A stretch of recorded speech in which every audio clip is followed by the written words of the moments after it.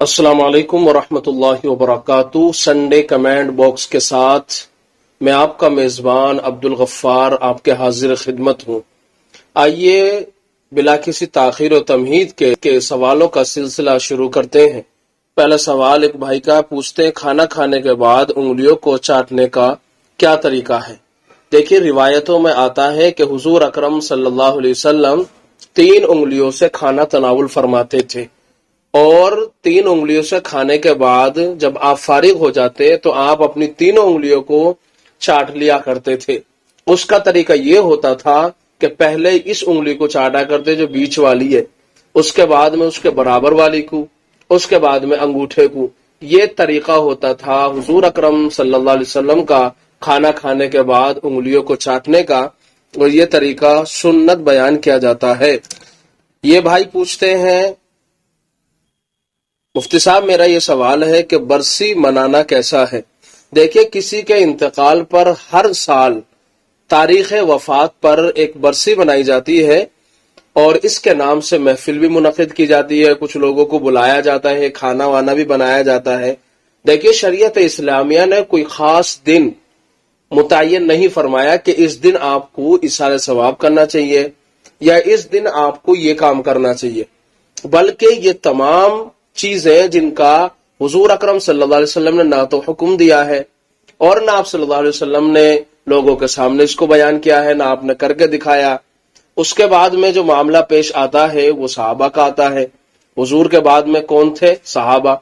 सहाबा की जिंदगी से हम जब देखते हैं तो ये तमाम तरीके नहीं मिलते। सहाबा के बाद इनका, ताबईन का, अतबा ताबईन का, सलफ का और बुजुर्गों का जब हम देखते हैं तो हमें कहीं भी ऐसा तरीका नहीं मिलता जो खास मुतय्यन दिन में कोई काम किया जाए, यानी ईसाले सवाब की कोई महफिल मुनक़िद की जाए। बेहतर यह है कि यह तरीका इख्तियार न की जाए, बल्कि इसके अलावा जिस दिन भी आप चाहें उस दिन ईसाले सवाब पहुंचा सकते हैं। कोई दिन खास मुतय्यन नहीं है। फर्ज नमाज के बाद में आप दुआ कर रहे हैं, अपने वालिदैन के भी लिए दुआ कर सकते हैं। 3 मरतबा कुल वल्लाहु अहद पढ़े, एक कुरान का सवाब है। वालिद को या वालिदा को बख्श सकते हैं, मरने वालों को बख्शा जा सकता है।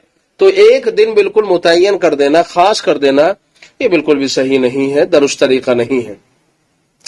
एक और पूछते हैं भाई, अस्सलाम वालेकुम रहमतुल्लाह, मुझे पूछना है कि एक लड़के का निकाह 10 साल की उम्र में हुआ था और रुखसती नहीं हुई थी। अब लड़की 21 साल हो गई है, अब उसका निकाह दूसरी जगह करना चाहते हैं। अब उसके लिए पहले निकाह से तलाक लेनी पड़ेगी या ऐसे ही निकाह कर दिया जाए?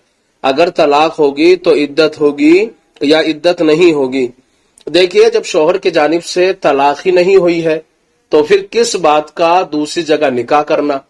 अगर ये शौहर तलाक दे देता है तो तलाक के बाद में इस औरत के ऊपर, इस बच्ची के ऊपर जिसका निकाह 10 साल की उम्र में हो चुका था और अब 21 साल की उम्र हो चुकी है, अगर खलवत सहीहा से पहले ये तलाक दे चुका है, रुखसती से पहले इसने तलाक दे दी है, तो फिर इस बच्ची के ऊपर, इस लड़की के ऊपर इद्दत नहीं होगी, यानी इद्दत नहीं गुजारेगी।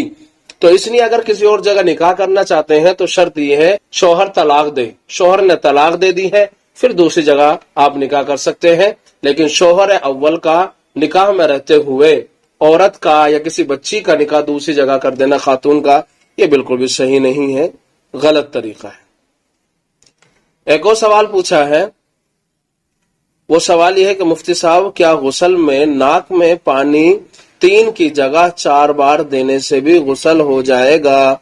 मतलब अगर 3 बार में नाक के अंदर अच्छे से पानी पहुंचा हो तो 4 बार दे सकते हैं?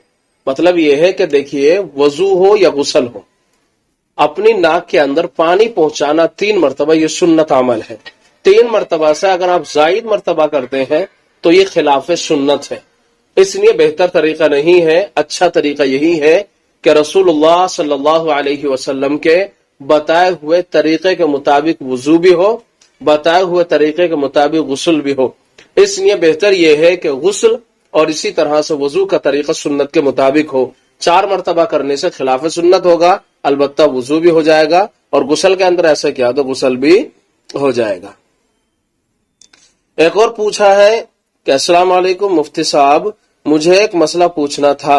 किसी ने मन्नत मांगी कि मेरी दुआ कबूल हो जाए تو روزہ رکھنے کی 1 منتھ کی اب الحمدللہ دعا قبول ہو گئی ہو تو کیا کوئی اور بھی روزے رکھ سکتا ہے تھوڑے تاکہ مل کر جلدی پورے ہو جائیں؟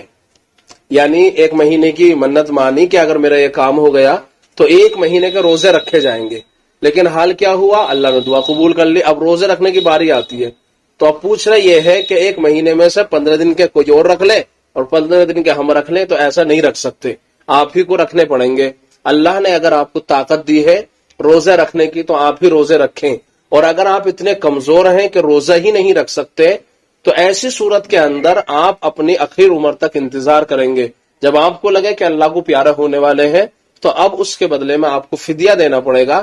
شریعت نے اس کو بیان کیا ہے قرآن مجید پارہ نمبر 2 میں بھی، وَمَنْ كَانَ مَرِيضًا، اور اگر تم میں سے کوئی مریض ہو یا کسی سفر میں ہو، فَعِدَّةٌ مِّنْ أَيَّامٍ أُخَرَ، اپنی آخری عمر تک انتظار کریں، جب لگے کہ آپ اللہ کو پیارے ہونے والے ہیں تو پھر آپ فدیہ دے لیں۔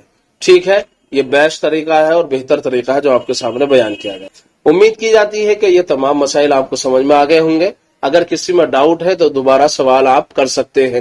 دوسرے کے جو بھی آپ کے سوالات ہیں وہ آپ کمنٹ باکس میں بھی کر سکتے ہیں اور دیے گئے نمبر کے اوپر بھی آپ اپنے سوالات بھیج سکتے ہیں۔ ویڈیو کو لوگوں تک شیئر کریں، اسلامی بھائیوں تک پہنچائیں۔